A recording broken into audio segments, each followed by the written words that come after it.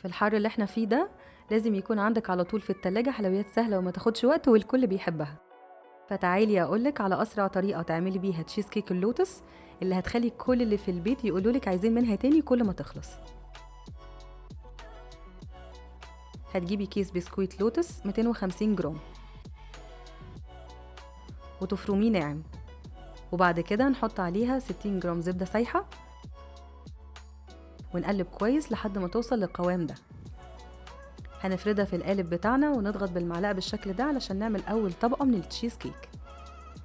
بعدين حطيت من عندي عين جمل أو أي مكسرات بتحبيها، ويفضل نوع واحد بس مش ميكس، وده كده قالب التقطيع. هجيب بقى قالب الكب كيك وهعمل نفس الخطوات اللي فاتت. هنحط كمية من البسكويت المفروم ونضغط عليها بالشكل ده، وبعد كده حطيت برضو عين جمل. ويلا نعمل خليط الجبنة. وانا هنا عملتها بنص لتر كريمة حلويات،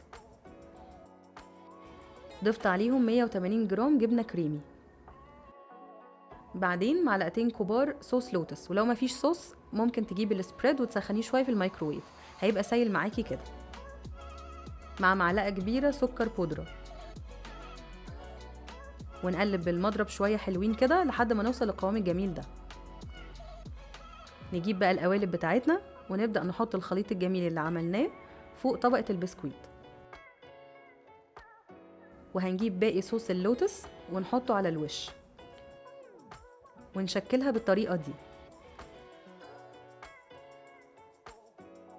وكمان على القالب الكبير ونغطيها بالكامل، ونديها رشة من باقي البسكويت اللي عندنا على الأطراف وعلى الوش. هندخلها التلاجة ونسيبها 4 ل5 ساعات تكون مسكت نفسها شوية. ودوقي اللي بتحبيهم أحلى تشيز كيك سريعة وطعمها تحفة بصراحة، وهتعمل معاكي أحلى واجب في الحر ده. جربوها وقولولي رأيكم وبألف هنا. وما تنسوش تعملولي لايك وشير لو انتم على انستجرام وفيسبوك وتيك توك، وتشتركوا في القناة لو انتم على اليوتيوب.